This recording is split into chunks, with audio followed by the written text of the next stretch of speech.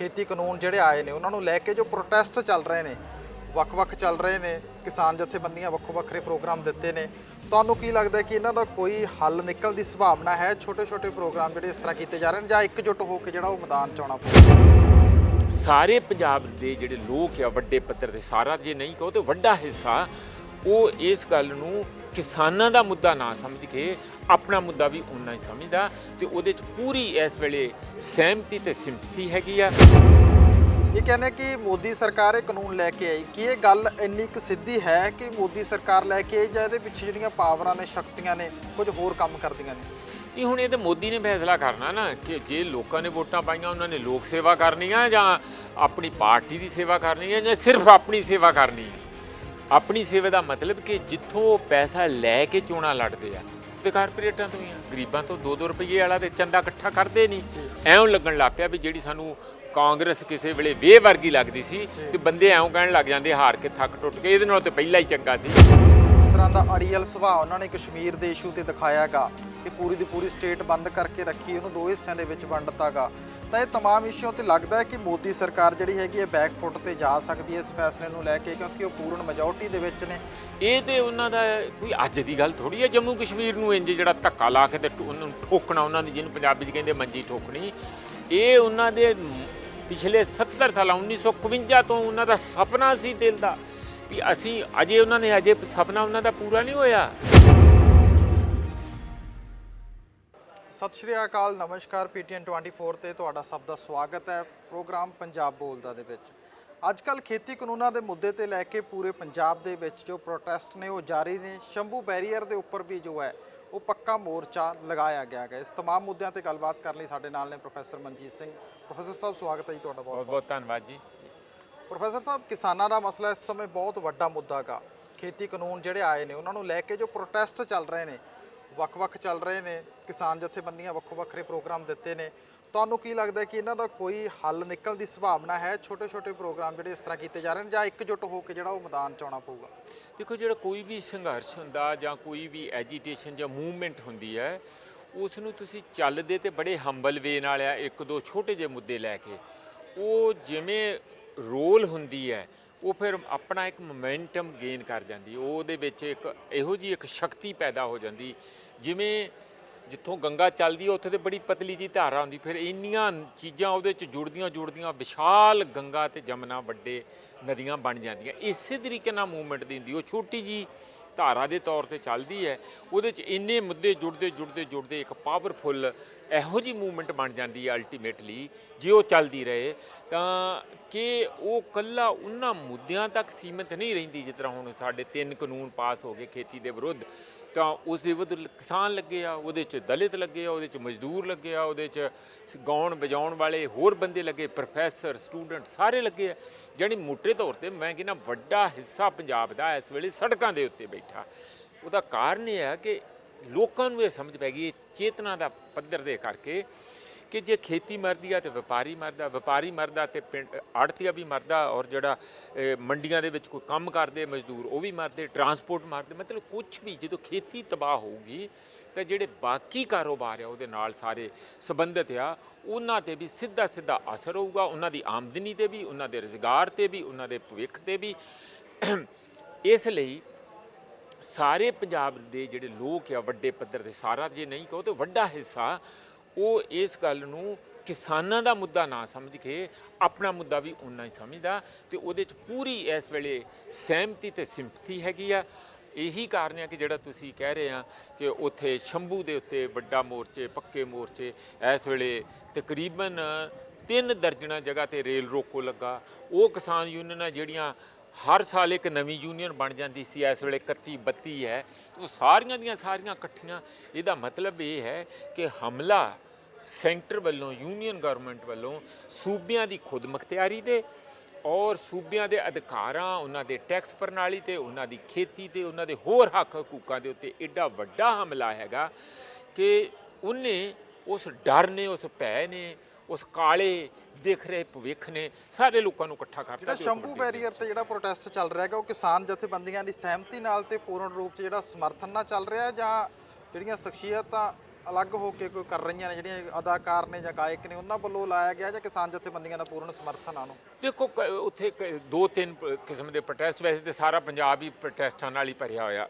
ਉੱਥੇ ਕੁਝ ਜਿਹੜੇ ਐਕਟਰ ਹੈਗੇ ਆ, ਦੀਪ ਸਿੱਧੂ ਇੱਕ, ਤੇ ਉਹਨਾਂ ਨੇ ਲਾਇਆ। ਉਹ ਮੇਰਾ ਖਿਆਲ ਅੱਜ ਜਾਂ ਕੱਲ੍ਹ ਹੀ ਲੱਗਾ ਹੈਗਾ, ਤੇ ਕੱਲ੍ਹ ਲੱਗਾ ਸੀਗਾ। ਤੇ ਉਸੇ ਤਰੀਕੇ ਨਾਲ ਉੱਥੇ ਸ਼੍ਰੋਮਣੀ ਅਕਾਲੀ ਦਲ ਅੰਮ੍ਰਿਤਸਰ, ਉਹਨਾਂ ਨੇ ਵੀ ਛੋਟਾ ਜਿਹਾ, ਮੈਂ ਪਰਸੋਂ ਗਿਆ ਸੀਗਾ, ਤੰਬੂ ਲਾਇਆ ਹੋਇਆ ਸੀ ਉੱਥੇ ਥੋੜ੍ਹਾ ਜਿਹਾ, ਉਹ ਵੀ 25-30 ਬੰਦੇ ਬੈਠੇ ਸੀ। ਜਿਹੜਾ ਸਭ ਤੋਂ ਵੱਡਾ ਰੇਲਵੇ ਤੇ ਸ਼ੰਭੂ ਦੇ ਸਟੇਸ਼ਨ ਦੇ ਨੇੜੇ, ਉਹ ਕਿਸਾਨਾਂ ਨੇ ਲਾਇਆ ਹੋਇਆ। ਇਸ ਕਰਕੇ ਮੈਨੂੰ ਲੱਗਦਾ ਕਿ ਇਹ ਸਾਰੇ ਕੋਈ ਇੱਕ ਦੂਜੇ ਦੇ ਵਿਰੁੱਧ ਨਹੀਂ ਹੈਗੇ ਜਾਂ ਕਿਸੇ ਦੇ ਵਿਪਰੀਤ ਨਹੀਂ, ਉਹ ਸਾਰੇ ਉਸੇ ਧਾਰਾ ਦੇ ਵਿੱਚ ਜੁੜਦੇ ਹੋਏ ਇੱਕ ਮਹਾਸ਼ਕਤੀ ਪੰਜਾਬ ਵਿੱਚੋਂ ਜਿਹੜੀ ਉੱਭਰ ਰਹੀ ਹੈ। ਇਸ ਗੱਲ ਦੇ ਜਿਹੜੇ 3 ਕਾਨੂੰਨ ਆਏ ਖੇਤੀ ਦੇ, ਉਹਦੇ ਵਿਰੁੱਧ ਜਿਹੜੀ ਅਬਾਲਾ ਖਾ ਰਹੀ ਹੈ ਲੋਕਾਂ ਦੀ ਮਹਾਸ਼ਕਤੀ, ਉਹਦੇ ਹਿੱਸੇ ਹੀ ਹੈ। ਤੁਹਾਨੂੰ ਨਹੀਂ ਲੱਗਦਾ ਪ੍ਰੋਫੈਸਰ ਸਾਹਿਬ ਵੀ ਬੇਸ਼ੱਕ ਮੁੱਦਾ ਇੱਕ ਹੈਗਾ, ਧਿਰਾਵਾਂ ਦੀ ਮੰਗ ਵੀ ਇੱਕ ਹੈਗੀ ਕਿ ਇਕਜੁੱਟਤਾ ਦੇ ਨਾਲ ਇੱਕ ਜਗ੍ਹਾ ਤੇ ਇਕੱਠੇ ਹੋ ਕੇ ਜਿਹੜਾ ਇਹ ਪ੍ਰੋਟੈਸਟ ਵਿੱਢਣਾ ਚਾਹੀਦਾ ਗਾ, ਹੱਲਾ ਮਾਰਨਾ ਚਾਹੀਦਾ? ਇਹ ਠੀਕ ਹੈ ਤੁਹਾਡੀ ਗੱਲ। ਤੇ ਇਸ ਤਰ੍ਹਾਂ ਹੈ ਕਿ ਪਹਿਲਾਂ ਸਭ ਤੋਂ ਕਿਸਾਨ ਇਕੱਠੇ ਹੋਏ, ਪਹਿਲਾਂ ਤਾਂ ਉਹ ਹੀ ਨਹੀਂ ਸੀ ਕਦੀ ਇਕੱਠੇ ਹੁੰਦੇ। ਸ਼ੁਰੂ 'ਚੋਂ 4 ਧੜਿਆਂ 'ਚ ਰਹੇ, ਇੱਕ 13 ਯੂਨੀਅਨਾਂ, ਇੱਕ 11 ਯੂਨੀਅਨਾਂ, ਇੱਕ ਸ਼ਾਇਦ 4-5 ਅੰਮ੍ਰਿਤਸਰ ਵਾਲੀਆਂ ਅਲੱਗ ਤੇ ਡਕਾਉਂਦਾ ਅਗਰਾਹਾਂ ਅਲੱਗ। ਫਿਰ ਲੋਕਾਂ ਨੇ ਜਦੋਂ ਹੋਰ ਦਬਾਅ ਪਾਇਆ ਤੇ ਉਹ ਇਕੱਠੀਆਂ ਹੋ ਗਈਆਂ। ਹੁਣ ਉਹ 31 ਦੀਆਂ 31, ਮੈਂ ਵੀ ਇੱਕ ਦਿਨ ਇੱਥੇ ਹੀ ਕਿਸਾਨ ਭਵਨ ਦੇ ਵਿੱਚ ਸੀਗਾ, ਇਕੱਠ ਵੱਠ, ਤੇ ਫਿਰ ਚੀਫ ਮਿਨਿਸਟਰ ਨੂੰ ਮਿਲਣਾ ਸੀ। ਮੈਂ ਸਾਰਾ ਦਿਨ ਉਹਨਾਂ ਦੇ ਨਾਲ 5 ਵਜੇ ਤੱਕ ਰਿਹਾ, ਤੇ ਉਸ ਵਾਕਿਆ ਹੀ ਇੱਕ ਨਜ਼ਾਰਾ ਆ ਆਪਣੇ ਆਪ 'ਚ ਦੇਖਣ ਲਈ ਕਿ ਇਹ ਜਿਹੜੇ ਜਿਨ੍ਹਾਂ ਦੇ ਬਿਲਕੁਲ ਹਿੱਤ ਇਕੱਠੇ ਨਹੀਂ ਸੀ ਹੁੰਦੇ, ਸਾਂਝੇ ਨਹੀਂ ਸੀ ਹੁੰਦੇ, ਅੱਜ ਵੀ ਉਹ ਵਖਰੇਵੇਂ ਹੈਗੇ ਆ। ਕੁਝ ਸਰਕਾਰ ਕੋਲੋਂ ਥੋੜ੍ਹੇ ਫਾਇਦੇ ਲੈ ਲੈਂਦੇ ਆ, ਕੁਝ ਸਰਕਾਰ ਦੇ ਵਿਰੁੱਧ ਹਮੇਸ਼ਾ ਡੰਡਾ ਚੁੱਕ ਕੇ ਰੱਖਦੇ ਆ, ਕੁਝ ਛੋਟੇ ਆ, ਕੁਝ ਵੱਡੇ ਆ, ਕੁਝ ਮਿਲੀਟੈਂਟ ਆ, ਕੁਝ ਰਾਈਟ ਆ, ਕੁਝ ਸੈਂਟਰਿਸਟ, ਮਤਲਬ ਸਾਰੀਆਂ ਅਲੱਗ-ਅਲੱਗ ਕਿਸਮ ਦੀਆਂ ਕਿਸਾਨ ਯੂਨੀਅਨਾਂ ਉਹ ਅੱਜ ਇੱਕ ਪਲੇਟਫਾਰਮ 'ਤੇ ਖੜੀਆਂ। ਜੇ ਉਹ ਇੰਨੀਆਂ ਅਲੱਗ-ਅਲੱਗ ਚੀਜ਼ਾਂ ਕਿਤੇ ਖੜੀਆਂ ਹੋ ਸਕਦੀਆਂ, ਤਾਂ ਇਹ ਜਿਹੜੇ ਹਾਲ ਦੀ ਘੜੀ ਅਲੱਗ ਆ, ਇੱਕ ਧੱਕਾ ਹੋਰ ਲੱਗਾ ਤਾਂ ਇਹ ਵੀ ਇਕੱਠੇ ਹੋ ਜਾਣਗੇ। ਅੱਜ ਤੁਸੀਂ ਆ ਦੇਖੋ, ਜਿਹੜੀ ਹੁਣੇ ਪ੍ਰੈਸ ਕਾਨਫਰੰਸ ਹੋ ਕੇ ਹਟੀ ਹੈ, ਇਹਦੇ ਵਿੱਚ ਕਿਹੜਾ ਮਾਮਲਾ? ਇਹਦੇ 'ਚੋਂ ਦਲਿਤ ਲੜਕੀ ਦਾ, ਔਰ 10 ਤਰੀਕ ਨੂੰ ਜਿਹੜੇ ਸਕਾਲਰਸ਼ਿਪ ਨਹੀਂ ਮਿਲ ਰਹੇ ਪੰਜਾਬ ਦੇ ਵਿੱਚ ਦਲਿਤ ਬੱਚਿਆਂ ਨੂੰ, ਉਹਦੇ 'ਤੇ ਆ। ਤਾਂ ਇਹ ਵੀ ਵਿੱਚ ਧਾਰਾ ਜੁੜ ਗਈ ਨਾ ਨਾਲ ਵਿੱਚ, ਜਿਹੜੇ ਆਲਰੇਡੀ ਇੰਨਾ ਵਹਿਣ ਵਹਿ ਰਿਹਾ ਆ। ਹੁਣ ਜਿਹੜੇ ਦਲਿਤ ਬੱਚਿਆਂ ਦੇ ਸਕਾਲਰਸ਼ਿਪ ਲਈ, ਉਹਨਾਂ ਦੇ ਫਾਇਦੇ ਲਈ, ਉਹਨਾਂ ਦੇ ਜਿਹੜੇ ਮਫਾਦ ਉਹਨੂੰ ਪ੍ਰੋਟੈਕਟ ਕਰਨ ਲਈ ਇਹ ਸੰਤ ਸਮਾਜ ਆਇਆ, ਹੋਰ IAS ਅਫਸਰ, ਹੋਰ ਸਾਰੇ ਦਲਿਤ ਆਰਗੇਨਾਈਜੇਸ਼ਨਾਂ ਆਈਆਂ। ਇਹਦਾ ਮਤਲਬ ਮੈਂ ਇਹੀ ਕਹਿ ਰਿਹਾ ਕਿ ਹੌਲੀ ਹੌਲੀ ਇਹਦਾ ਜਿਹੜਾ ਧਰਾਕ ਲਿਆ ਉਹ ਵੱਡਾ ਹੁੰਦਾ ਜਾ ਰਿਹਾ, ਔਰ ਉਸ ਵਿਰੋਧ ਦੀ ਤੇ ਰੋਸ਼ ਦੀ ਜਿਹੜੀ ਸ਼ਕਤੀ ਹੈ ਉਹ ਵੀ ਜ਼ਿਆਦਾ ਵਿਸ਼ਾਲ ਹੁੰਦੀ ਜਾ ਰਹੀ ਹੈ। ਅੱਜ ਤੁਹਾਨੂੰ ਅਲੱਗ-ਅਲੱਗ ਲੱਗਦਾ, ਜਦੋਂ ਲੋਕਾਂ ਦਾ ਇੱਕ ਹੋਰ ਧੱਕਾ ਪਿਆ ਤਾਂ ਇਹ ਫਿਰ ਹੋਰ ਨੇੜੇ ਆਪਣੇ ਆਪ ਆ ਜਾਣਗੇ। ਤੁਸੀਂ ਦਲਿਤ ਭਾਈਚਾਰੇ ਦੀ ਗੱਲ ਕੀਤੀ, ਉਹਨਾਂ ਦੀਆਂ ਅਥਾਹ ਸਮੱਸਿਆਵਾਂ ਨੇ, ਪਰ ਜਦੋਂ ਕਿਸਾਨ ਮਜ਼ਦੂਰ ਏਕਤਾ ਦਾ ਅਸੀਂ ਨਾਅਰਾ ਦਿੰਦੇ ਆ, ਤੇ ਜੋ ਕੁਝ ਅਸੀਂ ਪਿਛਲੇ ਸਮੇਂ ਦੇਖਿਆ, ਝੋਨੇ ਦੀ ਲਵਾਈ ਸਮੇਂ ਜਿਸ ਤਰ੍ਹਾਂ ਪਿੰਡਾਂ 'ਚ ਮਤੇ ਪਏ, ਤਾਂ ਕੀ ਉਹ ਇੱਕ ਬੈਰੀਅਰ ਨਹੀਂ ਕ੍ਰੀਏਟ ਹੋ ਗਿਆ ਦੋਵੇਂ ਧਿਰਾਂ ਦੇ ਵਿੱਚ, ਜਿਹੜੀਆਂ ਇੱਕਜੁੱਟ ਲਈ ਉਹਨਾਂ ਨੂੰ ਜਿਹੜੀਆਂ ਖੜਨ ਨਹੀਂ ਦੇਣਗੀਆਂ ਇਕੱਠੇ ਇੱਕ ਮੰਚ ਤੇ? ਦੇਖੋ, ਉੱਪਰੋਂ ਅਸੀਂ ਜਿੰਨੀ ਮਰਜ਼ੀ ਏਕਤਾ ਦੇ ਨਾਅਰੇ ਲਾਈਏ, ਅਸੀਂ ਭੈਣ ਭਰਾ ਕਹੀਏ, ਇੱਕ ਦੂਜੇ ਨੂੰ ਕਹਿਣਾ ਚਾਹੀਦਾ, ਤੇ ਇੱਕ ਲੈਵਲ, ਇੱਕ ਪੱਧਰ ਤੇ ਹੈ ਵੀ ਹੈ ਕਿ ਕਿਸੇ ਵੀ ਕਾਰਪੋਰੇਟ ਦਾ ਮਜ਼ਦੂਰ ਬਗੈਰ ਗੁਜ਼ਾਰਾ ਹੈ, ਔਰ ਕਿਸੇ ਵੀ ਮਜ਼ਦੂਰ ਦਾ ਕਾਰਪੋਰੇਟ ਜਾਂ ਐਮਪਲਾਇਰ ਬਗੈਰ ਗੁਜ਼ਾਰਾ ਨਹੀਂ। ਤੇ ਇੱਕ ਕਿਸਮ ਦੀ ਇੰਟਰਡਿਪੈਂਡੈਂਸ ਹੈ ਵੀ। ਇਸੇ ਤਰੀਕੇ ਨਾਲ ਜੇ ਜੱਟ ਜ਼ਿਮੀਂਦਾਰਾਂ ਕੋਲ ਜ਼ਮੀਨ ਆ ਤਾਂ ਉਸੇ ਜ਼ਮੀਨ ਦੇ ਉੱਤੇ ਖੇਤ ਮਜ਼ਦੂਰ ਵੀ ਕੰਮ ਕਰੂਗਾ। ਜੇ ਖੇਤ ਮਜ਼ਦੂਰ ਹੈ ਤਾਂ ਹੀ ਜਿਹੜਾ ਜੱਟ ਜ਼ਿਮੀਂਦਾਰ ਬਚੂਗਾ। ਪਰ ਜਿਹੜਾ ਤੁਸੀਂ ਕਹਿੰਦੇ ਹੋ, ਉਹ ਬਹੁਤ ਅਹਿਮ ਸਵਾਲ ਆ। ਜਦੋਂ ਹਿੱਤ ਦੀ ਗੱਲ ਆ ਜਾਂਦੀ ਆ, ਜਿੱਥੇ ਇਨਸਾਫ ਦੀ ਗੱਲ ਆਉਂਦੀ ਆ, ਉਦੋਂ ਹਰ ਬੰਦਾ ਕਹਿੰਦਾ ਕਿ ਮੇਰਾ ਹੱਕ ਇੱਥੇ ਵੱਧ ਹੋਣਾ ਚਾਹੀਦਾ, ਤੇਰਾ ਹੱਕ ਘੱਟ ਹੋਣਾ ਚਾਹੀਦਾ। ਇਹੀ ਗੱਲ ਅਸੀਂ ਇਸੇ ਹੀ ਜਗ੍ਹਾ 'ਤੇ, ਜਿੱਥੇ ਅੱਜ ਪ੍ਰੈਸ ਕਾਨਫਰੰਸ ਹੋ ਕੇ ਹਟੀ ਹੈ, ਅਸੀਂ ਅੱਜ ਤੋਂ 2 ਮਹੀਨੇ ਪਹਿਲਾਂ, ਜਦੋਂ ਇਹ ਧਾਨ ਦੀ ਜੀਰੀ ਦੀ 2.5 ਮਹੀਨੇ ਲਵਾਈ ਦਾ ਪਹਿਲਾਂ ਸਮਾਂ ਸੀਗਾ, ਤੇ ਤਕਰੀਬਨ 27 ਪਿੰਡਾਂ ਦੇ ਵਿੱਚ ਇਹੋ ਜਿਹੇ ਵਿਰੋਧ ਹੋਏ, ਜਿਹ 'ਚ ਲੋਕਲ ਜੱਟ ਭਾਈਚਾਰੇ ਨੇ, ਜਿਹੜੇ ਜ਼ਮੀਂਦਾਰ ਆ, ਖੇਤੀ ਵਾਲੇ ਆ, ਉਹਨਾਂ ਨੇ ਇਹੋ ਜਿਹੇ ਰੈਜ਼ੋਲੂਸ਼ਨ ਪਾਤੇ ਕਿ ਅਸੀਂ ਜਿਹੜੇ ਲੋਕਲ ਮਜ਼ਦੂਰ ਆ, ਉਹ ਪਿਛਲੇ ਸਾਲ ਜਿਹੜੀ ਉਹਨਾਂ ਨੂੰ ਮਜ਼ਦੂਰੀ ਦਿਆਂਗੇ, ਕਿਉਂਕਿ ਇਸ ਵਾਰੀ ਜਿਹੜੇ ਬਾਹਰੋਂ ਮਜ਼ਦੂਰ ਆਉਂਦੇ ਉਹ ਘੱਟ ਆਏ ਸੀ, ਤੇ ਉਸ ਨੂੰ ਜਿਹੜੇ ਰੇਟ ਸੀ ਖੇਤੀ ਦੇ ਲਵਾਈ ਦੇ, ਉਹ ਡਬਲ ਹੋ ਗਏ। ਤੇ ਉਹਨਾਂ ਨੇ ਫੈਸਲੇ ਕਰਤੇ ਮਜ਼ਦੂਰਾਂ ਦੇ ਵਿਰੁੱਧ, ਜਿਹੜੀ ਤੁਸੀਂ ਗੱਲ ਕਹਿੰਦੇ ਆ, ਉਹ ਆਪਣੇ ਆਰਥਿਕ ਹਿੱਤ ਦੇ ਵਿੱਚ। ਉਹ ਦਲਿਤ ਦਾ ਇਸ਼ੂ ਨਹੀਂ ਹੋਣਾ ਹੈ, ਨਫ਼ਰਤ ਦਾ ਇਸ਼ੂ ਨਹੀਂ ਹੈ, ਛੂਆ-ਛੂਤ ਦਾ ਇਸ਼ੂ ਨਹੀਂ ਹੈ, ਜਿੰਨਾ ਆਪਣੇ ਆਰਥਿਕ ਮਫਾਦ ਦਾ ਆ। ਪਰ ਕਿਉਂਕਿ ਮਜ਼ਦੂਰ ਸਾਡੇ ਆਉਂਦੇ ਹੀ ਦਲਿਤ ਵਿੱਚੋਂ ਆ। ਉਹ ਇੱਕ ਥੋੜ੍ਹੀ ਜਿਹੀ ਜਿਹੜੀ ਉਸ ਇਸ਼ੂ ਉਸ ਪਾਸੇ ਨੂੰ ਬਣ ਜ਼ਰੂਰ ਜਾਂਦਾ। ਇਹਦਾ ਮਤਲਬ ਇਹੀ ਹੈ ਕਿ ਉੱਥੇ ਸੋਸ਼ਲ ਬਾਈਕਾਟ ਦਾ ਜਦੋਂ ਚੱਲਿਆ ਤਾਂ ਉਹ ਬਣ ਗਿਆ ਜਾਤੀ ਆਧਾਰਿਤ। ਔਰ ਜਿਹੜੀ ਸਭ ਤੋਂ ਵੱਧ ਦੁੱਖ ਵਾਲੀ ਗੱਲ ਸੀ ਜਿਹਦੀ ਅਸੀਂ ਡਟ ਕੇ ਵਿਰੋਧਤਾ ਕੀਤੀ, ਤੇ ਅਸੀਂ ਗਿਆਨੀ ਹਰਪ੍ਰੀਤ ਸਿੰਘ ਹੁਣੀ ਇੱਥੋਂ ਗਏ ਸੀ, 7 ਬੰਦੇ ਅਸੀਂ ਉਹਨਾਂ ਨੂੰ ਮਿਲ ਕੇ ਲਿਖਤੀ ਤੌਰ ਤੇ 2 ਪੇਜ ਦੇ ਚਿੱਠੀ ਦੇ ਕੇ ਆਏ ਸੀ ਵੀ ਆਹ ਸਿੱਖੀ ਆ ਇਹ ਕੀ ਹੋ ਰਿਹਾ ਤੁਹਾਡੇ ਪੰਜਾਬ 'ਚ, ਕੀ ਹੋ ਰਿਹਾ ਕਿ ਗੁਰਦੁਆਰਿਆਂ 'ਚੋਂ ਅਨਾਉਂਸਮੈਂਟਾਂ ਹੋ ਰਹੀਆਂ ਇਸ ਗੱਲ ਦੀਆਂ ਕਿ ਜੇ ਸਾਡੇ ਜੋ ਅਸੀਂ ਰੇਟ ਤੈਅ ਕੀਤੇ ਆ ਤਕਰੀਬਨ ਪਿਛਲੇ ਮਹੀਨੇ ਜਿੰਨੇ, ਜੇ ਮਜ਼ਦੂਰ ਇਹਨਾਂ ਨਹੀਂ ਕੰਮ ਕਰਨਗੇ ਉਹਦੇ ਤੇ ਇਹਨਾਂ ਦਾ ਬਾਈਕਾਟ ਕੀਤਾ ਜਾਊਗਾ। ਔਰ ਜਿਹੜਾ ਬੰਦਾ ਉਹਨਾਂ ਨੂੰ ਵੱਧ ਰੇਟ ਤੇ ਜੱਟ ਜ਼ਿਮੀਂਦਾਰ ਇੰਪਲਾਈ ਕਰੂਗਾ, ਇਸ ਫੈਸਲੇ ਨੂੰ ਤੋੜ ਕੇ ਉਹਦਾ ਬਾਈਕਾਟ ਵੀ ਕੀਤਾ ਜਾਊਗਾ। ਇਸ ਕਰਕੇ ਇਹ ਬੜੀ ਮਾੜੀਆਂ ਗੱਲਾਂ ਆ। ਪਰ ਇਹ ਚੀਜ਼ ਹੁਣ ਬੈਰੀਅਰ ਕ੍ਰੀਏਟ ਨਹੀਂ ਕਰੂਗੀ ਜਿਹੜੀ ਇਹ ਐਜੀਟੇਸ਼ਨ ਦੇ ਵਿੱਚ, ਕਿਉਂਕਿ ਉਹ ਆਵਾਜ਼ਾਂ ਹੁਣ ਥੋੜ੍ਹੀਆਂ ਆਉਣ ਲੱਗੀਆਂ ਕਿ ਅਸੀਂ ਤਾਂ ਪਹਿਲਾਂ ਵੀ ਕਮਾ ਕੇ ਖਾਂਦੇ ਸੀ ਤੇ ਅੱਗੇ ਵੀ ਕਮਾ ਕੇ ਖਾਣਾਗਾ, ਤਾਂ ਇਹ ਲੜਾਈ ਜਿਹੜੀ ਹੈਗੀ ਇੱਕਜੁੱਟਤਾ ਤੋਂ ਥੋੜ੍ਹੀ ਥਿੜਕਦੀ ਦਿਖਾਈ ਨਹੀਂ ਦੇ ਰਹੀ। ਨਹੀਂ, ਇਹੋ ਜਿਹੀ ਕੋਈ ਗੱਲ ਨਹੀਂ ਹੈਗੀ। ਰਾਦਰ ਦੇਖੋ, ਇੱਥੇ ਵੀ ਤੁਸੀਂ ਦੇਖਿਆ ਤੇ ਅਸੀਂ ਵੀ ਆਮ ਜੀਵਨ 'ਚ ਹੁੰਦਾ ਇਹ ਹੈ ਕਿ ਪਿੰਡ ਦੇ ਅੰਦਰ ਜਿੰਨੀਆਂ ਬੇਇਤਫਾਕੀ ਜਿੰਨੀ ਮਰਜ਼ੀ ਹੋਵੇ, ਲੜਾਈ ਝਗੜਾ ਹੋਵੇ, ਮੰਨ ਲਓ ਤੁਹਾਨੂੰ ਕੋਈ ਬਾਹਰਲੀ ਕੋਈ ਹੋਰ ਸ਼ਕਤੀ ਚੀਨ ਤੋਂ ਜਾਂ ਰੂਸ ਤੋਂ ਜਾਂ ਕਿਤੇ ਅਮਰੀਕਾ ਤੋਂ ਆ ਕੇ ਇੱਕ ਹਮਲਾ ਪਿੰਡ ਤੇ ਕਰ ਦਿੰਦੀ ਆ, ਉਦੋਂ ਪਿੰਡ ਵਾਲੇ ਕੀ ਕਰਨਗੇ? ਉਹ ਆਪਣੇ ਝਗੜੇ ਦੇਖਣਗੇ, ਆਪਣੀ ਜਾਤ ਦੇਖਣਗੇ, ਉਦੋਂ ਆਪਣਾ ਬਚਾਅ ਦੇਖਣਗੇ। ਉਹ ਦੇਖਣਗੇ ਕਿ ਹਾਂ ਬਈ ਹਾਲ ਦੀ ਘੜੀ ਭੁੱਲ ਜਾਓ, ਆਪਾਂ ਜਦੋਂ ਸ਼ਾਂਤੀ ਹੋਊਗੀ ਫਿਰ ਆਪਣੀਆਂ ਜਾਤਾਂ ਧਰਮ ਪੈਸਾ ਧੇਲਾ ਕਰ ਲਾਂਗੇ। ਜੇ ਬਚੇ ਹੀ ਨਾ ਤੇ ਫਿਰ ਬਾਕੀ ਕੀ ਰਿਹਾ? ਉਦੋਂ ਫਿਰ ਉਹ ਸਾਰੀਆਂ ਜਿਹੜੀਆਂ ਚੀਜ਼ਾਂ ਨੂੰ ਭੁਲਾ ਕੇ, ਜਾਤਾਂ ਨੂੰ ਧਰਮਾਂ ਨੂੰ ਜਾਂ ਹੋਰ ਵੱਖਰੇਵਿਆਂ ਨੂੰ ਭੁਲਾ ਕੇ ਉਹ ਸਾਰੇ ਇਕੱਠੇ ਹੋ ਜਾਂਦੇ ਆ, ਤਾਂ ਕਿ ਪਹਿਲਾਂ ਉਸ ਸ਼ਕਤੀ ਤੋਂ ਜਿਹੜੀ ਜ਼ਿਆਦਾ ਸ਼ਕਤੀ ਤਕੜੀ ਉਹਨਾਂ ਨੂੰ ਹਮਲਾ ਕਰ ਰਹੀ ਹੈ ਉਹਦੇ ਤੋਂ ਕਿਵੇਂ ਬਚਣਾ। ਅਤੇ ਜੋ ਮੋਦੀ ਜੀ ਦੇ ਸਿਰ ਨੂੰ ਜਿਹੜੀਆਂ ਅਸੀਸਾਂ ਦੇਣੀਆਂ ਚਾਹੀਦੀਆਂ ਜਾਂ ਉਹਨਾਂ ਨੂੰ ਵਧਾਈ ਦੇਣੀ ਚਾਹੀਦੀ ਹੈ ਕਿ ਉਹਨਾਂ ਨੇ ਐਡੇ ਧੜੱਲੇ ਨਾਲ, ਐਡੀ ਤੇਜ਼ੀ ਨਾਲ ਲੋਕ ਵਿਰੋਧੀ ਕਾਨੂੰਨ ਇੰਨੇ ਵੱਡੇ ਪੱਧਰ 'ਤੇ ਬਣਾਏ ਹੈ, ਭਾਵੇਂ ਉਹ ਕਿਸਾਨ ਆ, ਭਾਵੇਂ ਉਹ ਦਲਿਤ ਆ, ਭਾਵੇਂ ਉਹ ਮਨਰੇਗਾ ਦੀ ਸਕੀਮ ਹੈ, ਭਾਵੇਂ ਉਹ ਮਜ਼ਦੂਰਾਂ ਦੇ ਕਾਨੂੰਨ ਹੈਗੇ ਆ, ਤਾਂ ਉਹਦੇ 'ਚੋਂ ਨਿਕਲਿਆ ਹੈ ਕਿ ਸਾਰੀ ਖਿਲਕਤ ਆਮ ਜਨਤਾ ਜਨਾਰਦਨ ਉਹ ਆਪਣੇ ਸਾਰੇ ਵਖਰੇਵੇਂ ਭੁੱਲ ਕੇ ਉਹ ਆਪਣੀ ਹੋਂਦ ਦੀ ਲੜਾਈ, ਆਪਣੇ ਆਉਣ ਵਾਲੇ ਕੱਲ੍ਹ ਵਾਲੇ ਭਵਿੱਖ ਦੀ ਲੜਾਈ, ਉਹਦੇ ਬਚਾਅ ਵਿੱਚ, ਆਪਣੇ ਹੋਂਦ ਦੀ ਲੜਾਈ ਦੇ ਬਚਾਅ ਵਿੱਚ ਸਾਰੇ ਆਪਣੇ ਆਪ ਨੂੰ ਇਕੱਠੇ ਮਹਿਸੂਸ ਕਰ। ਕਾਨੂੰਨ ਆਏ ਨੇ ਖੇਤੀ ਵਿਰੋਧੀ ਨੇ, ਕਿਸਾਨ ਵਿਰੋਧੀ ਨੇ, ਸਾਫ਼ ਤੌਰ 'ਤੇ ਉਹਨਾਂ 'ਚੋਂ ਜ਼ਾਹਿਰ ਜਿਹੜਾ ਹੋ ਰਿਹਾ ਗਾ, ਇਹ ਕਹਿੰਦੇ ਕਿ ਮੋਦੀ ਸਰਕਾਰ ਇਹ ਕਾਨੂੰਨ ਲੈ ਕੇ ਆਈ। ਕੀ ਇਹ ਗੱਲ ਇੰਨੀ ਕੁ ਸਿੱਧੀ ਹੈ ਕਿ ਮੋਦੀ ਸਰਕਾਰ ਲੈ ਕੇ ਆਈ ਜਾਂ ਇਹਦੇ ਪਿੱਛੇ ਜਿਹੜੀਆਂ ਪਾਵਰਾਂ ਨੇ, ਸ਼ਕਤੀਆਂ ਨੇ, ਕੁਝ ਹੋਰ ਕੰਮ ਕਰਦੀਆਂ ਨੇ? ਨਹੀਂ, ਹੁਣ ਇਹ ਤਾਂ ਮੋਦੀ ਨੇ ਫੈਸਲਾ ਕਰਨਾ ਨਾ ਕਿ ਜੇ ਲੋਕਾਂ ਨੇ ਵੋਟਾਂ ਪਾਈਆਂ ਉਹਨਾਂ ਨੇ ਲੋਕ ਸੇਵਾ ਕਰਨੀ ਆ ਜਾਂ ਆਪਣੀ ਪਾਰਟੀ ਦੀ ਸੇਵਾ ਕਰਨੀ ਹੈ ਜਾਂ ਸਿਰਫ ਆਪਣੀ ਸੇਵਾ ਕਰਨੀ ਹੈ। ਆਪਣੀ ਸੇਵਾ ਦਾ ਮਤਲਬ ਕਿ ਜਿੱਥੋਂ ਉਹ ਪੈਸਾ ਲੈ ਕੇ ਚੋਣਾਂ ਲੜਦੇ ਆ ਤੇ ਕਾਰਪੋਰੇਟਾਂ ਤੋਂ ਹੀ ਆ, ਗਰੀਬਾਂ ਤੋਂ 2-2 ਰੁਪਏ ਵਾਲਾ ਤੇ ਚੰਦਾ ਇਕੱਠਾ ਕਰਦੇ ਨਹੀਂ। ਉਹ ਤੇ ਮੋਟਾ ਆਇਆ ਕਿ ਅਸਲ 'ਚ ਹਾਲਾਤ ਇਹ ਅੱਜ ਤੁਸੀਂ ਵੀ ਜਾਣਦੇ ਹੋਗੇ ਕਿ ਆ ਜੀ ਮਹਾਰਾਸ਼ਟਰ ਆਇਆ, ਇਹ ਇੱਕ ਨੂੰ ਦੇ ਦਿਓ ਵੱਡੇ ਨੂੰ, ਆਪਣੇ ਜਿਹੜਾ ਨੇੜੇ ਤੇੜੇ ਦਾ, ਆ ਯੂਪੀ ਹੈ ਸਭ ਤੋਂ ਵੱਡੀ ਹੈ, ਸਭ ਤੋਂ ਵੱਡੇ ਕਾਰਪੋਰੇਟ ਨੂੰ ਦੇ ਦਿਓ, ਪੂਰਾ ਠੇਕਾ ਹੀ ਚੁਕਾ ਦਿੰਦੇ ਆ। ਫਿਰ ਜਦੋਂ ਸੱਤਾ ਆ ਜਾਂਦੀ ਹੈ ਤੇ ਕੁਦਰਤੀ ਆ ਉਹ ਲੋਕਾਂ ਨਹੀਂ ਵੇਖਦੇ, ਉਹ ਯੂਪੀ ਵਾਲਿਆਂ ਵੱਲ ਨਹੀਂ ਵੇਖਦੇ ਜਾਂ ਮਹਾਰਾਸ਼ਟਰ ਆਮ ਜਨਤਾ ਵੱਲ ਨਹੀਂ ਦੇਖਦੇ, ਉਹ ਉਹਦੇ ਵੱਲ ਦੇਖਦੇ ਜਿਹਨੇ ਪੈਸਾ ਦੇ ਕੇ ਉਹਨਾਂ ਨੂੰ ਜਿਤਾਇਆ ਹੁੰਦਾ। ਇਹ ਹਾਲਤ ਸਾਡੇ ਦੇਸ਼ ਦੀ ਹੈ। ਵੈਸੇ ਤਾਂ ਹਰ ਦੇਸ਼ ਵਿੱਚ ਹੀ ਇਹੋ ਕੁਝ ਹੁੰਦਾ, ਪਰ ਸਾਡੇ ਜਿਹੜਾ ਨੰਗੇ ਚਿੱਟੇ ਰੂਪ ਦੇ ਵਿੱਚ ਹੁਣ ਜੋ ਹੋਣ ਲੱਗ ਪਿਆ, ਇਹ ਐਂ ਲੱਗਣ ਲੱਗ ਪਿਆ ਵੀ ਜਿਹੜੀ ਸਾਨੂੰ ਕਾਂਗਰਸ ਕਿਸੇ ਵੇਲੇ ਵੇਹ ਵਰਗੀ ਲੱਗਦੀ ਸੀ ਤੇ ਬੰਦੇ ਐਂ ਕਹਿਣ ਲੱਗ ਜਾਂਦੇ ਹਾਰ ਕੇ ਥੱਕ ਟੁੱਟ ਕੇ, ਇਹਦੇ ਨਾਲ ਤਾਂ ਪਹਿਲਾਂ ਹੀ ਚੰਗਾ ਸੀ। ਇਹ ਹਾਲਤ ਬਣੀ ਹੋਈ ਹੈ, ਪਰ ਨਾ ਪਹਿਲਾਂ ਚੰਗਾ ਸੀ ਨਾ ਹੁਣ ਵਾਲਾ ਚੰਗਾ, ਇਹਦੇ ਨਾਲੋਂ ਕੁਝ ਹੋਰ ਚੰਗਾ ਹੋਣ ਦੀ ਜਾਂ ਕਰਨ ਦੀ ਲੋੜ ਹੈਗੀ ਆ। ਪਰ ਅੱਜ ਦੀ ਤਰੀਕ ਦੇ ਵਿੱਚ ਲੋਕ ਬੜੇ ਹਤਾਸ਼ ਹੈਗੇ ਆ, ਨਿਰਾਸ਼ ਹੈਗੇ ਆ, ਔਰ ਉਸ ਰਿਐਕਸ਼ਨ 'ਚੋਂ ਹੀ ਐਡੇ ਵੱਡੇ ਪੱਧਰ 'ਤੇ ਬਾਗੀ ਸੁਰਾਂ ਸਾਰੇ ਪੰਜਾਬ ਦੇ ਵਿੱਚ ਤੁਹਾਨੂੰ ਸੁਣਨ ਨੂੰ ਤੇ ਦੇਖਣ ਨੂੰ ਮਿਲ ਰਹੀਆਂ। ਜੇ ਆਪਾਂ ਪਿਛਲੀ ਵਰਕਿੰਗ ਦੇਖੀਏ ਮੋਦੀ ਸਰਕਾਰ ਦੀ, ਜਿਸ ਤਰ੍ਹਾਂ ਦਾ ਅੜੀਅਲ ਸੁਭਾਅ ਉਹਨਾਂ ਨੇ ਕਸ਼ਮੀਰ ਦੇ ਇਸ਼ੂ ਤੇ ਦਿਖਾਇਆ ਗਾ ਕਿ ਪੂਰੀ ਦੀ ਪੂਰੀ ਸਟੇਟ ਬੰਦ ਕਰਕੇ ਰੱਖੀ, ਉਹਨੂੰ 2 ਹਿੱਸਿਆਂ ਦੇ ਵਿੱਚ ਵੰਡ ਦਿੱਤਾ ਗਾ, ਤਾਂ ਇਹ तमाम ਇਸ਼ੂਆਂ ਤੇ ਲੱਗਦਾ ਹੈ ਕਿ ਮੋਦੀ ਸਰਕਾਰ ਜਿਹੜੀ ਹੈਗੀ ਹੈ ਬੈਕਫੁੱਟ ਤੇ ਜਾ ਸਕਦੀ ਹੈ ਇਸ ਫੈਸਲੇ ਨੂੰ ਲੈ ਕੇ, ਕਿਉਂਕਿ ਉਹ ਪੂਰਨ ਮੈਜੋਰਟੀ ਦੇ ਵਿੱਚ ਨੇ ਤੇ ਉਹ ਅੜੀਅਲ ਸੁਭਾਅ ਆਪਣਾ ਜਿਹੜਾ ਹੈਗਾ तमाम ਮੁੱਦਿਆਂ ਤੇ ਆਪਣੇ ਏਜੰਡੇ ਦੇ ਰੂਪ ਦੇ ਵਿੱਚ ਉਹ ਪਹਿਲਾਂ ਦਿਖਾ ਚੁੱਕੇ ਨੇ। ਨਹੀਂ, ਉਹ ਬਿਲਕੁਲ ਵਾਪਸ ਕਿਸੇ ਚੀਜ਼ ਤੋਂ ਜਾਣ ਦਾ ਸਵਾਲ ਹੀ ਨਹੀਂ ਪੈਦਾ ਹੁੰਦਾ। ਇਹ ਤੇ ਉਹਨਾਂ ਦਾ ਕੋਈ ਅੱਜ ਦੀ ਗੱਲ ਥੋੜ੍ਹੀ ਹੈ। ਜੰਮੂ ਕਸ਼ਮੀਰ ਨੂੰ ਇੰਜ ਜਿਹੜਾ ਧੱਕਾ ਲਾ ਕੇ ਤੇ ਉਹਨੂੰ ਠੋਕਣਾ, ਉਹਨਾਂ ਦੀ ਜਿਹਨੂੰ ਪੰਜਾਬੀ 'ਚ ਕਹਿੰਦੇ ਮੰਜੀ ਠੋਕਣੀ, ਇਹ ਉਹਨਾਂ ਦੇ ਪਿਛਲੇ 70 ਸਾਲਾਂ 1951 ਤੋਂ ਉਹਨਾਂ ਦਾ ਸੁਪਨਾ ਸੀ ਦਿਲ ਦਾ ਵੀ ਅਸੀਂ ਅਜੇ ਉਹਨਾਂ ਨੇ ਸੁਪਨਾ ਉਹਨਾਂ ਦਾ ਪੂਰਾ ਨਹੀਂ ਹੋਇਆ।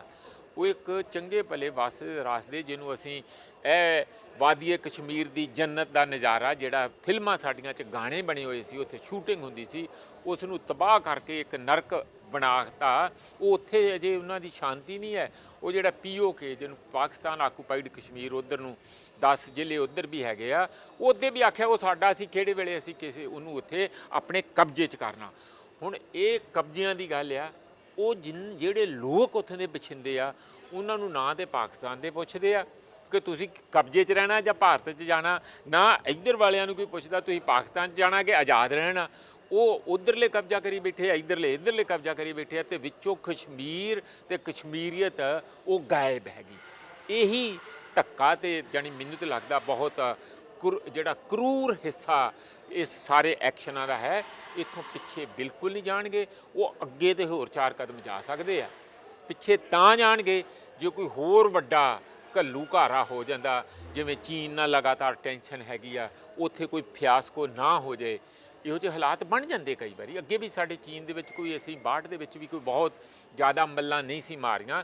ਜਿਹੜਾ ਕੁਛ ਏਰੀਆ ਸਾਡਾ 38,000 ਕਿਲੋਮੀਟਰ ਦੱਬੀ ਬੈਠਾ ਚੀਨ ਉੱਪਰੋਂ, ਬੋਦੀ ਜੀ ਭਾਰਤ ਦੀ ਜਿਹੜੀ ਇੱਕ ਪਾਸੇ ਹੈ, ਉਹ ਸ਼ੀਆਚਿਨ ਦਾ ਏਰੀਆ ਜਿਹਨੂੰ ਕਹਿੰਦੇ ਆ, ਉਹ ਦੱਬੀ ਬੈਠੇ, ਉਦੋਂ ਦਾ ਹੀ ਦੱਬੀ ਬੈਠੇ ਆ। ਅਤੇ ਇਸੇ ਤਰੀਕੇ ਨਾਲ ਕੁਛ ਏਰੀਆ ਹੋਰ ਵੀ ਉੱਧਰ ਜਿਹੜਾ ਬਾਲਟਿਸਤਾਨ ਦਾ ਵਗੈਰਾ ਵਗੈਰਾ, ਉਹ ਪਾਕਿਸਤਾਨ ਦੇ ਵਿੱਚ ਗਿਆ, ਲਦਾਖ ਦਾ ਜਿਹੜਾ ਹਿੱਸਾ ਹੈ। ਅਤੇ ਇਸ ਲਈ ਇੱਕ ਡਿਸਪਿਊਟ ਅਸੀਂ ਚਾਹੁੰਦੇ ਹਾਂ ਕਿ ਸ਼ਾਂਤਮਈ ਹੱਲ ਹੋ ਜਾਏ। 7ਵੀਂ ਮੀਟਿੰਗ 12 ਤਰੀਕ ਨੂੰ ਜਿਹੜੇ ਜਨਰਲਸ ਦੀ ਹੋਣੀ ਆ, ਪਰ ਉਹ 'ਚ ਨਿਕਲਦਾ ਕੁਛ ਨਜ਼ਰ ਨਹੀਂ ਆ ਰਿਹਾ। ਮੀਟਿੰਗ 'ਚੋਂ ਨਿਕਲਣਾ ਹੁੰਦਾ, ਪਹਿਲੀਆਂ 1-2 ਮੀਟਿੰਗਾਂ 'ਚੋਂ ਨਿਕਲ ਆਉਣਾ ਨਹੀਂ। ਹੁਣ ਤਾਂ ਟਾਈਮ ਪਾਸ ਹੋ ਰਿਹਾ, ਸਰਦੀ ਆ ਜਾਣੀ ਆ, ਫਿਰ ਸਾਰੇ ਉੱਥੇ ਭੱਜਣਗੇ। ਪਰ ਇੱਕ ਗੱਲ ਮੈਂ ਇੱਥੇ ਹੈ ਕਿ ਪੰਜਾਬ, ਹਿਮਾਚਲ, ਜੰਮੂ ਕਸ਼ਮੀਰ ਸਿੱਧੇ ਤੌਰ ਤੇ ਇੱਕਦਮ ਵੱਡੇ ਪੱਧਰ ਦੇ ਉੱਤੇ ਇਹਦੇ ਤੇ ਇਫੈਕਟ ਹੋਣ ਵਾਲੇ ਆ। ਜੇ ਉੱਥੇ ਕੋਈ ਚੂੰ ਚੜਾਕ ਹੁੰਦੀ ਆ, ਅਰਦਾਸ ਕਰੋ, ਅਸੀਂ ਵੀ ਕਰਦੇ ਹਾਂ ਕਿ ਸ਼ਾਂਤੀ ਰਹੇ, ਠੂਠਾ ਕੋਈ ਨਾ ਹੋਵੇ। ਆਖਰੀ ਸਵਾਲ ਪ੍ਰੋਫੈਸਰ ਸਾਹਿਬ, ਕਿ ਜਿਸ ਤਰ੍ਹਾਂ ਹੁਣ ਸਾਰੀਆਂ ਧਿਰਾਂ ਜਿਹੜੀਆਂ ਹੈਗੀਆਂ ਖੇਤੀ ਕਾਨੂੰਨਾਂ ਨੂੰ ਲੈ ਕੇ, ਰਾਹੁਲ ਗਾਂਧੀ ਵੀ ਪੰਜਾਬ ਆਏ ਹੋਏ ਨੇ, ਅਕਾਲੀ ਦਲ ਵੀ ਅਸਤੀਫਾ ਦੇ ਕੇ ਗੱਠਜੋੜ ਤੋੜਨ ਤੋਂ ਬਾਅਦ ਸੜਕਾਂ ਦੇ ਉੱਤੇ ਹੈ, ਆਮ ਆਦਮੀ ਪਾਰਟੀ ਵੱਲੋਂ ਵੀ ਜਿਹੜਾ ਹੈਗਾ ਪ੍ਰੋਟੈਸਟ ਕੀਤਾ ਜਾ ਰਿਹਾ, ਤਾਂ ਪੰਜਾਬ ਦੇ ਸਿਆਸੀ ਸਮੀਕਰਨ ਜਿਹੜੇ ਹੈਗੇ ਹੁਣ ਕਿਸ ਤਰ੍ਹਾਂ ਬਦਲਣਗੇ? ਇਹਦੇ ਬਾਅਦ ਕੀ ਖੇਤਰੀ ਪਾਰਟੀ ਨਿਕਲੇਗੀ, ਤੇ ਭਾਜਪਾ ਦੀ ਲੀਡਰਸ਼ਿਪ ਜਿਹੜੀ ਸਫਾਈਆਂ ਦੇ ਰਹੀ ਹੈ ਇਹਨਾਂ ਬਿੱਲਾਂ ਦੇ ਉੱਪਰ, ਤੇ ਭਾਜਪਾ ਦਾ ਭਵਿੱਖ ਕੀ ਹੋਊਗਾ? ਸਿਆਸੀ ਸਮੀਕਰਨ ਜਿਹੜੇ ਹੈਗੇ ਉਹ ਕਿਸ ਤਰ੍ਹਾਂ ਬਦਲਣਗੇ? ਦੇਖੋ, 2 ਚੀਜ਼ਾਂ ਅਲੱਗ-ਅਲੱਗ ਆ। ਇੱਕ ਆ ਹੋਂਦ ਦੀ ਲੜਾਈ, ਜਿਹੜੇ ਦਲਿਤ ਲੜ ਰਹੇ ਆ, ਕਿਸਾਨ ਲੜ ਰਹੇ ਆ, ਜਾਂ ਹੋਰ ਲੋਕ ਲੜ ਰਹੇ ਆ, ਉਹ ਆਪਣੀ ਹੋਂਦ ਦੀ ਲੜਾਈ ਲੜ ਰਹੇ ਆ। ਜਿਹੜੀਆਂ ਪਾਰਟੀਆਂ ਉਹ ਆਪਣੀ ਪਾਰਟੀ ਤੇ ਸੱਤਾ ਦੀ ਹੋਣ ਦੀ ਲੜਾਈ ਲੜ ਰਹੀਆਂ, ਉਹ ਲੋਕਾਂ ਦੀ ਹੋਣ ਦੀ ਲੜਾਈ ਨਹੀਂ ਲੜ ਰਹੀਆਂ।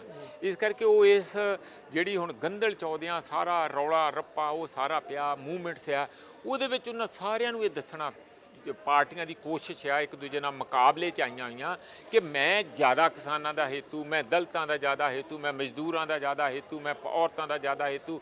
ਇਸ ਕਰਕੇ ਜਿਹੜੇ ਬੰਦੇ ਕਦੀ AC ਗੱਡੀਆਂ 'ਚੋਂ ਨਹੀਂ ਸੀ ਉਤਰਦੇ, ਉਹ ਟਰੈਕਟਰਾਂ 'ਤੇ ਚੜ੍ਹੇ ਫਿਰਦੇ ਆ, ਜਾਣੀ ਕਿਉਂਕਿ ਟਰੈਕਟਰਾਂ ਵਾਲਿਆਂ ਦੀ ਹੜਤਾਲ ਆ। ਇਸ ਕਰਕੇ ਉਹਨਾਂ ਦੇ ਸਿੰਬਲ ਨੂੰ ਲੈ ਕੇ ਹੁਣ ਇਹ ਸਾਰੇ ਆਪਣੇ ਆਪ 'ਚ ਕਿਸਾਨ ਬਣੇ ਹੋਏ ਆ, ਭਾਵੇਂ ਕਦੀ ਉਂਗਲੀ ਵੀ ਨਾ ਲਾਈ ਹੋਵੇ ਜ਼ਿੰਦਗੀ 'ਚ ਟਰੈਕਟਰ ਨੂੰ, ਨਾ ਕਦੀ ਮਿੱਟੀ 'ਤੇ ਉਤਰੇ ਹੋਣ। ਅਤੇ ਇਹ ਕੰਪੀਟੀਸ਼ਨ ਉਹਨਾਂ ਦਾ ਪੋਲੀਟੀਕਲ ਪਾਰਟੀਆਂ ਦਾ ਹੈ। ਪਰ ਮੈਨੂੰ ਲੱਗਦਾ ਕੁੱਲ ਮਿਲਾ ਕੇ ਅਕਾਲੀ ਦਲ ਜਿਹੜਾ ਹੁਣ ਬਾਹਰ ਆ ਗਿਆ, ਉਹਨਾਂ ਨੂੰ ਇਸ ਸਾਰੇ ਉਤਾਰ ਚੜ੍ਹਾਅ ਦੇ ਵਿੱਚ ਥੋੜ੍ਹਾ ਜਿਹਾ ਐਡਵਾਂਟੇਜ ਜਾ ਰਿਹਾ। ਕਿਉਂ? ਉਹ ਹੁਣ ਜਿਹੜਾ ਕੰਮ ਉਹਨਾਂ ਨੂੰ ਅੱਜ ਤੋਂ 5-7 ਸਾਲ ਪਹਿਲਾਂ ਤੋਂ ਸ਼ੁਰੂ ਕਰਨਾ ਚਾਹੀਦਾ ਸੀ, ਕਸ਼ਮੀਰ ਤੋਂ ਸ਼ੁਰੂ ਕਰਨਾ ਚਾਹੀਦਾ ਸੀ, CAA ਤੋਂ ਕਰਨਾ ਚਾਹੀਦਾ ਸੀ, ਇੱਥੇ ਵੀ ਜਦੋਂ ਆਰਡੀਨੈਂਸ ਆਏ ਤੁਰੰਤ ਕਰਨਾ ਚਾਹੀਦਾ ਸੀ। ਅਸੀਂ ਤੁਹਾਡੇ ਹੀ ਭਰਾਵਾਂ ਮੀਡੀਆ ਅੱਗੇ, ਕੈਮਰਿਆਂ ਅੱਗੇ ਖਲੋ ਕੇ ਬਥੇਰਾ ਰੌਲਾ ਪਾਉਂਦੇ ਸੀ ਵੀ ਬਾਹਰ ਆ ਜਾਓ, ਤੁਸੀਂ ਹੁਣ ਪੂਰੇ ਦਾ ਪੂਰਾ ਭਗਵਾਂ ਰੰਗ ਕਰਕੇ ਹੀ ਆਓਗੇ, ਪੱਗ ਤੱਕ ਜਦੋਂ ਭਗਵਾਂ ਹੋ ਗਿਆ ਉਦੋਂ ਹੀ ਨਿਕਲੋਗੇ, ਅਤੇ ਉਹ ਸੁਣਦੇ ਨਹੀਂ ਸੀ ਸਾਡੀ। ਪਰ ਹੁਣ ਚਲੋ ਕਿਸੇ ਵੀ ਤਰੀਕੇ ਨਾਲ ਆਏ, ਦੇਰ ਨਹੀਂ, ਬਹੁਤ ਦੇਰ ਨਾਲ ਆਏ, ਆਖਰੀ ਜਦੋਂ ਹਿੱਸਾ ਰਹਿ ਗਿਆ ਸੀ ਉਦੋਂ ਆਏ ਆ। ਅਤੇ ਹੁਣ ਲੱਗ ਰਿਹਾ ਹੈ ਕਿ ਇਹ ਜਿਹੜੀ ਸਾਰੀ ਰਾਜਨੀਤਿਕ ਪਾਰਟੀਆਂ ਦੀ ਰਾਜਨੀਤੀ ਆ, ਭਾਵੇਂ ਆਮ ਆਦਮੀ ਪਾਰਟੀ ਦੀ ਆ, ਆਮ ਆਦਮੀ ਪਾਰਟੀ ਲਈ ਦਿੱਕਤਾਂ ਹੋ ਰਿਹਾ।